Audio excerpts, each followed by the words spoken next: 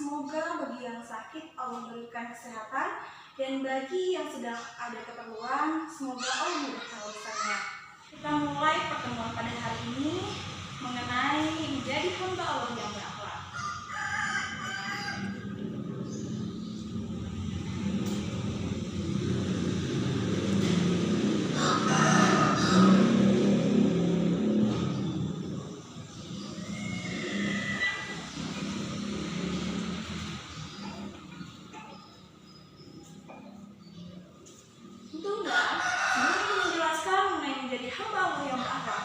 Kalian harus mengetahui terlebih dahulu apa itu akhlak. Tentunya harus mengetahui pengertian akhlak terlebih dahulu.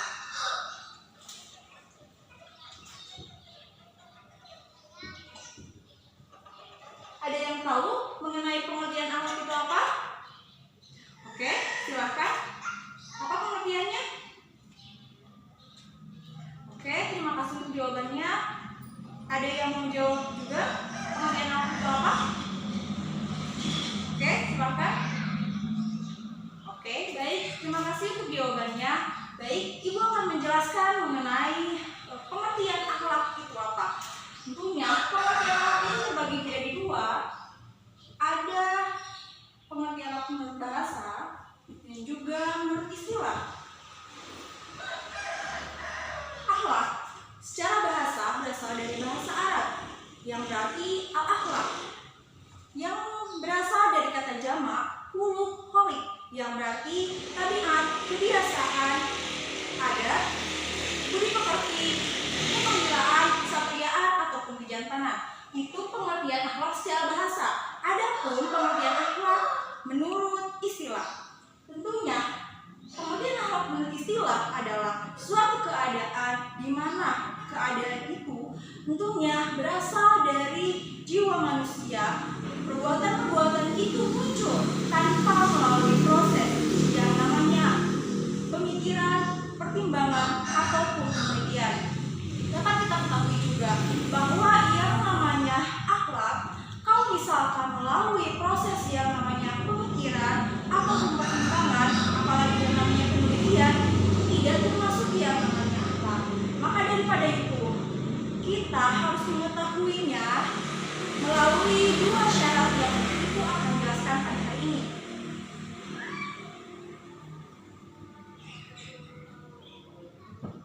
Ada syarat-syarat untuk lebih mengenal, kita lebih mengenal yang namanya akhlak.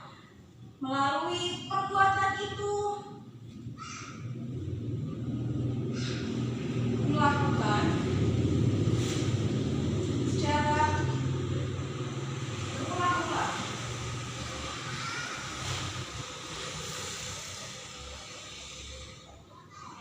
Kalau misalkan suatu perbuatan dilakukan secara berulang-ulang, tentunya itu bisa dikatakan akhlak.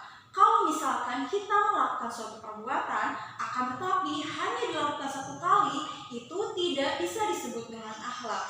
Dapat kita ketahui juga bahwa yang namanya akhlak perlu yang namanya pembiasaan ataupun yang namanya perilaku yang berulang-ulang.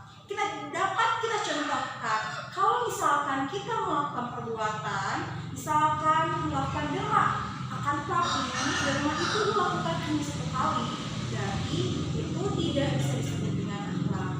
Karena yang namanya akhlak, berdasarkan syarat yang nanti kita ketahui, yang namanya akhlak itu harus berulang-ulang. Perbuatan itu harus dilakukan secara berulang-ulang tentunya.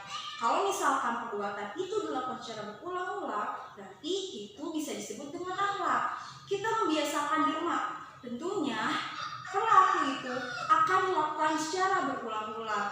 Misalkan melakukan secara berulang-ulang itu hampir tiap hari, itu juga bisa disebut dengan akhlak.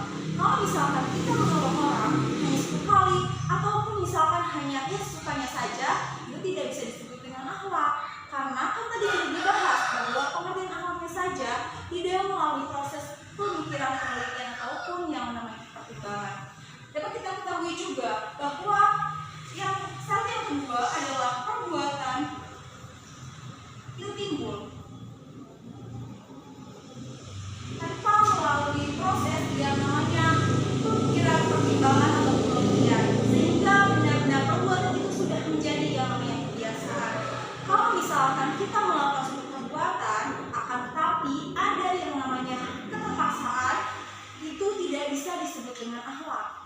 yang namanya akhlak timbul tanpa melalui proses yang namanya pemaksaan dari orang lain. Itu timbul dari dalam diri kita sendiri tentunya. Kalau misalkan kita contohkan mengenai syarat yang kedua ini, kita menolong orang. Akan tetapi menolong orang itu dalam benak pikiran kita timbul pertanyaan ataupun pemikiran bahwa orang itu pernah jahat kepada kita, apakah kita harus menolongnya? Tentunya kalaupun kita melakukan perbuatan yang baik, yang tentunya menolongnya, itu tidak bisa disebut dengan akhlak walaupun itu perbuatan baik. Dapat kita ketahui juga bahwa yang namanya perbuatan ataupun pelaku itu harus melakukan yang namanya pembiasaan, karena akhlak itu sudah melekat pada jiwa manusia, sehingga hal itu tidak akan ada yang namanya keterpaksaan dalam melakukan suatu perbuatan. Selanjutnya kita akan membahas dan menjelaskan mengenai macam-macam dari akhlak.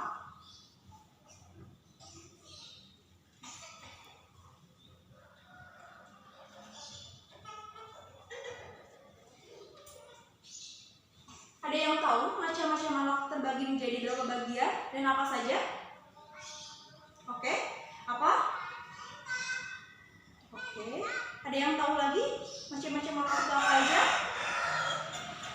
Baik, terima kasih untuk jawabannya. Begini ya, macam-macam akhlak itu terbagi menjadi dua.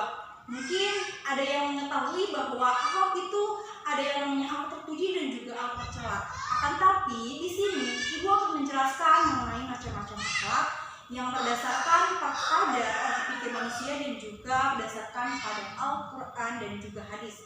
Tentunya macam-macam akhlak terbagi menjadi dua bagian, yaitu akhlak Madinah dan juga akhlak Islam.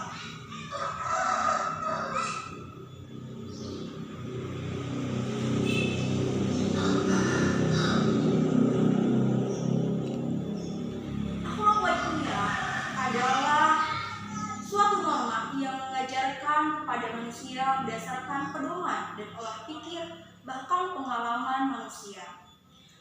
Yang namanya olah pikir dan pengalaman manusia, tentunya alam ini diciptakan oleh manusia dan di situ terdapat yang namanya sanksi.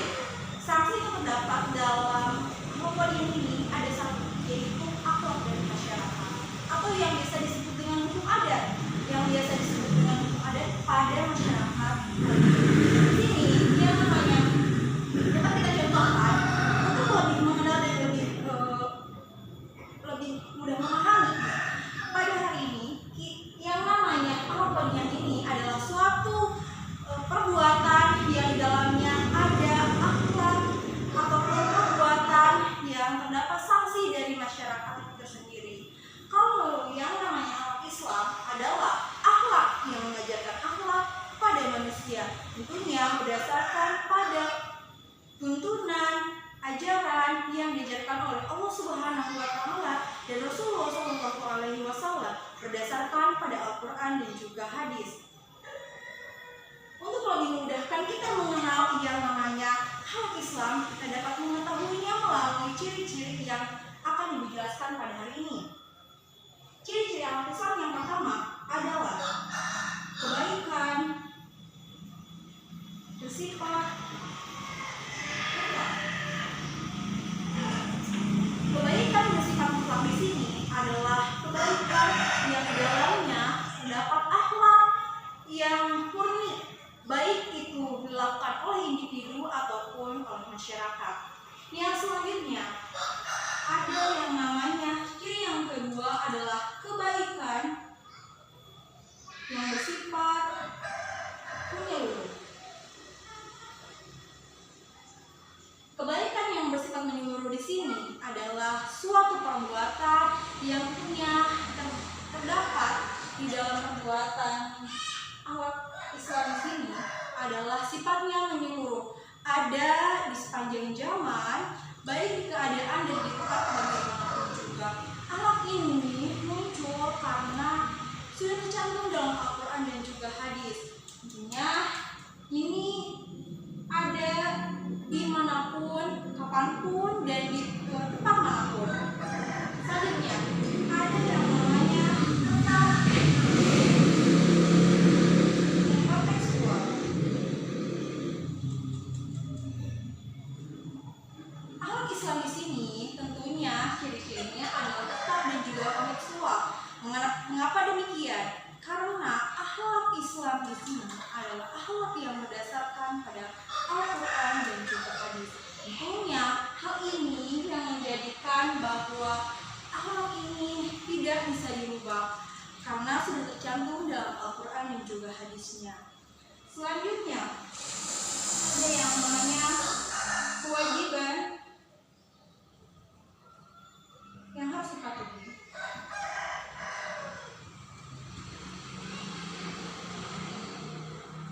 Karena ini merupakan akhlak Islam yang berdasarkan pada Al-Quran dan juga hadis. Tentunya di dalam Al-Quran dan juga hadis terdapat hukum ataupun perbuatan apa saja yang dapat kita lakukan dan perbuatan apa saja yang tidak boleh dilakukan. Tentunya kita berkewajiban mematuhinya, menjalankan perintahnya dan juga menjauhi larangannya. Selanjutnya ada ciri yang namanya pengawasan bersifat menyeluruh. Pengawasan yang bersifat menyeluruh di sini karena akhlak Islam ini merupakan ciptaan Tuhan sehingga kekuatannya lebih besar daripada akhlak ciptaan manusia. Dalam hal pengawasan akhlaknya juga itu lebih luas daripada akhlak yang diciptakan oleh manusia itu sendiri. Selanjutnya, di sini saya akan menjelaskan mengenai persamaan antara akhlak, etika, moral dan juga budi pekerti. Karena kan di sini juga banyak yang kalau misalkan kita berbicara perbuatan itu adalah akhlak, itu adalah moral, itu adalah etika. Untuk lebih mengenal dan lebih memahami seperti apa itu akhlak, etika, moral dan juga budi pekerti, Ibu akan menjelaskannya dan juga apa sih persamaan dari akhlak, etika, moral dan juga budi pekerti.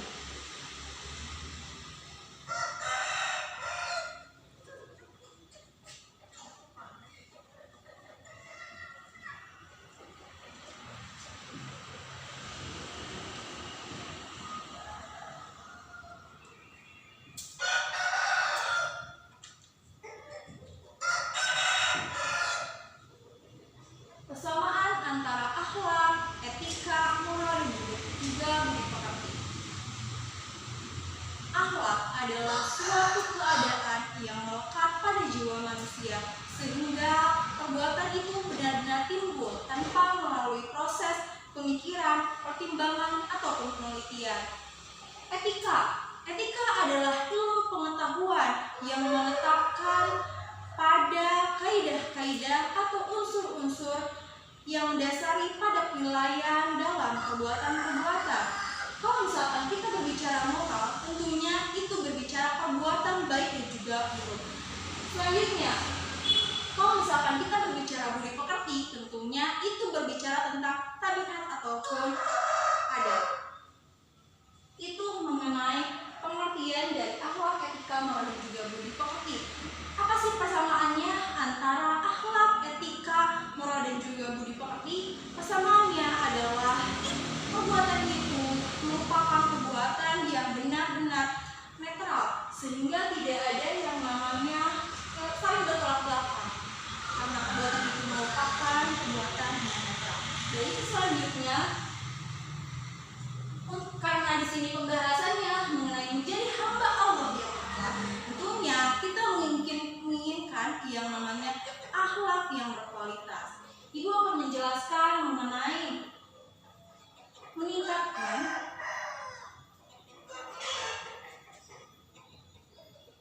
cara meningkatkan kualitas akhlak. Kalau kita inginkan yang namanya akhlak yang berkualitas, Ibu akan menjelaskan mengenai meningkatkan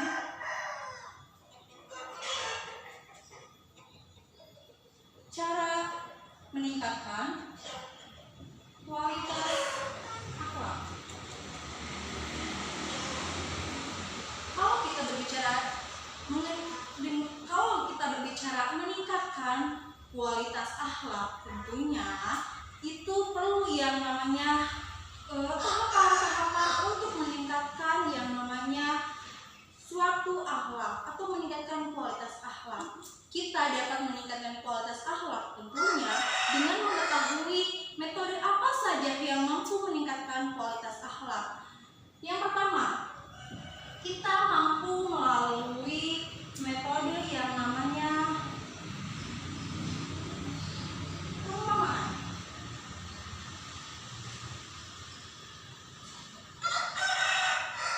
Untuk meningkatkan kualitas akhlak, yang pertama kita mampu melalui yang namanya perumpamaan.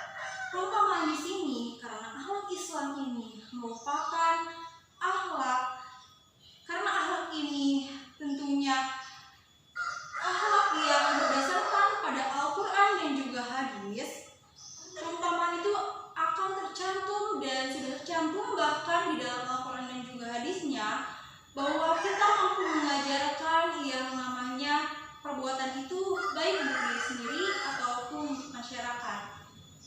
Perumpamaan itu juga sudah tercantum sehingga menjadikan kita untuk memudahkan kita mengajarkannya kepada diri kita dan juga kepada orang lain ataupun masyarakat. Selanjutnya melalui teladanan.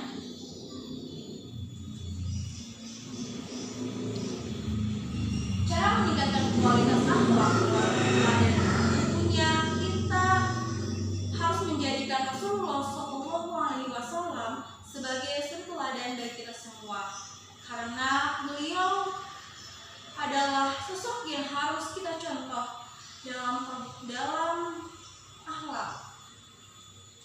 Sehingga melalui teladan ini kita harus mampu mencontoh Rasulullah SAW. Selanjutnya mengenai metode ataupun cara meningkatkan kualitas akhlak itu dengan latihan dan juga pengamalan.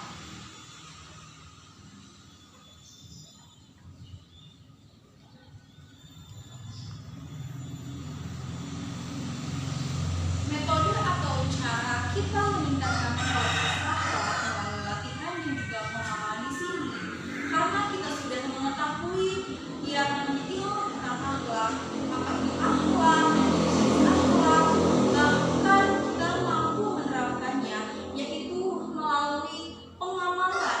Pengamalan itu dilakukan untuk diri sendiri ataupun bisa juga diberitahukan atau diinformasikan kepada orang lain bahwa yang namanya akhlak itu harus diterapkan. Adapun melalui pelatihan, tentunya yang namanya pelatihan itu perlu proses.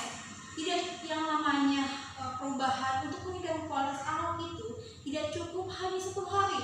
Tentunya perlu pembiasaan dan perlu pengulangan dalam suatu perbuatan untuk meningkatkan kualitas akhlak. Dapat kita contoh, kalau misalkan kita menginginkan perbuatan baik itu dapat menjadi kebiasaan, kita harus melakukan yang namanya pelatihan. Pertama, misalkan kita sudah membiasakan untuk menolong orang, ataupun sudah membiasakan membantu orang tua, ataupun sudah membiasakan bersikap ramah, ataupun yang lainnya. Tentunya itu harus dilakukan setiap hari. Begitupun perbuatan yang tidak baik. Perbuatan yang tidak baik itu sebenarnya memang itu dilakukan karena ada yang namanya kebiasaan. Akan tetapi itu tidak akan meningkatkan kualitas akhlak, akan tetapi akan merobohkan yang namanya akhlak. Selanjutnya melalui ibroh ataupun mau'idah.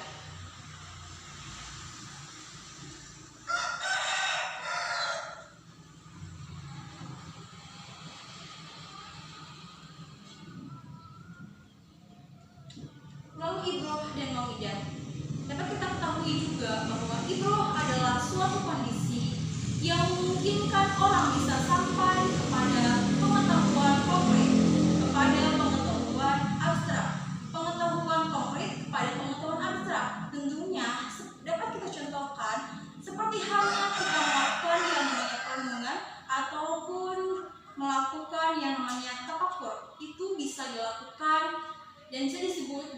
contoh ibroh ataupun mau'idah. Kita contohkan, kalau misalkan kita mau melakukan evaluasi terhadap perilaku kita hari ini, kita bisa melakukan ataupun mengevaluasinya melalui metode ataupun cara, yaitu ibroh ataupun mau'idah. Ibroh dan mau'idah di sini yaitu melalui perenungan. Hari ini kita melakukan perbuatan yang tidak baik, kita berdiam diri dan memikirkan, apakah perbuatan yang tadi itu memang benar-benar tidak baik? Apakah emang wajar? Kalau misalkan kita sudah merenungkan bahwa perbuatan itu baik, ya itu tidak apa-apa. Tapi akan tetapi, kalau misalkan perbuatan itu tidak baik, ya seharusnya ditinggalkan dan juga diperbaiki. Itu bisa dilakukan melalui metode ataupun cara ibroh dan juga mau'idah. Baik. Sebelum Ibu menjelaskan ke pembahasan selanjutnya, ada yang bertanya? Oke, karena tidak ada yang bertanya, baik, Ibu akan melanjutkan pembahasannya, yaitu mengenai peningkatan kualitas akhlak. Tentunya kita sudah mengetahui mengenai materi pada hari ini, dari mulai pengertian, macam-macam, persamaan, bahkan cara meningkatkan kualitas akhlak. Kita harus mampu menerapkannya melalui penerapan di keluarga, di sekolah, dan juga di masyarakat.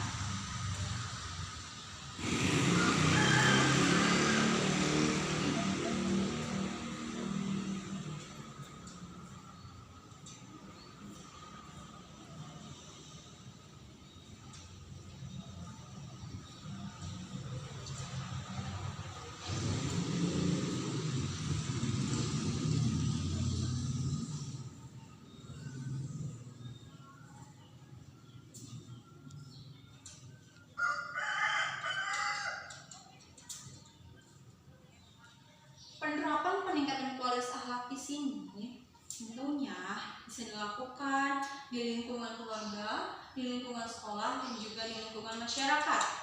Yang pertama yang harus diperkuat tentunya dalam hal akhlak adalah di lingkungan keluarga, karena yang mampu menjadikan pokok suatu akhlak itu adalah di keluarga. Maka daripada itu, penerapan dan peningkatan akhlak yang paling penting itu tentunya di keluarga terlebih dahulu. Akan tetapi, untuk memperkokohnya tentunya harus dilakukan di sekolah dan juga di masyarakat. Kalau misalkan suatu akhlak hanya dididik di rumah saja dan pengaruhnya lebih besar di sekolah, mampu mempengaruhi di keluarga, ya itu bisa jadi. Akan tetapi, kalau misalkan kita mampu memperkokoh suatu akhlak yang baik, mampu meningkatkan kualitas akhlak yang baik, pertama di rumah, maksudnya di keluarga, di sekolah, dan juga di masyarakat, sehingga yang namanya ancaman akhlak dari manapun, baik di sekolah ataupun di masyarakat, tidak akan merubah akhlak itu sendiri. Maka daripada itu, dapat kita simpulkan bahwa yang namanya akhlak, penerapan akhlak itu penting, baik itu di sekolah, di keluarga, ataupun di masyarakat. Walaupun demikian, yang namanya pendidikan ataupun penerapan suatu akhlak memang harus dilakukan ataupun diterapkan di keluarga terlebih dahulu, supaya nanti kalau misalkan sudah masuk ke ranah lingkungan sekolah ataupun masyarakat, pengaruhnya bagaimanapun tak akan mampu menggoyahkan akhlak tersebut. Akan tetapi, kalau misalkan antara ketiga unsur di sini tidak saling berhubungan atau bertentangan, itu akan mempengaruhi terhadap akhlak. Maka daripada itu, tentunya perlu kerjasama antara lingkungan keluarga, lingkungan sekolah, dan juga lingkungan masyarakat. Mungkin banyak orang tua yang memikirkan masa depan anaknya, karena misalkan orang tua memikirkan di keluarganya sudah melakukan akhlak yang baik. Akan tapi dalam hal pemilihan sekolah, Mungkin orang tua sering memikirkan apakah sekolahnya baik atau tidak, karena memang yang namanya sekolah untuk mempengaruhi akhlak. Terus kalau misalkan keluarga berada di cakupan yang tidak, lingkungan yang tidak baik juga, itu akan mempengaruhi, sehingga banyak orang tua yang memikirkan bahwa apakah akhlak di keluarga itu cukup untuk memperkuat suatu akhlak di sekolah ataupun di masyarakat. Sebenarnya perlunya kerjasama antara tiga unsur ini. Yang pertama, penerapan di keluarga, penerapan di sekolah, dan juga penerapan di masyarakat. Alat itu diperlukan untuk semua aspek, di keluarga, sekolah, dan masyarakat. Maka daripada itu, simpulannya, kita harus mampu menerapkan apa yang telah kita dapatkan materi pada hari ini, baik itu untuk diri sendiri ataupun mengamalkan untuk orang lain. Sebelumnya, sebelum Ibu tutup, apakah ada yang mau bertanya? Oke, silakan. Oke, baik, terima kasih. Tadi pertanyaan dari Salma mengenai yaitu jadi syarat-syarat akhlak. Contohnya lebih diperjelas seperti apa? Baik.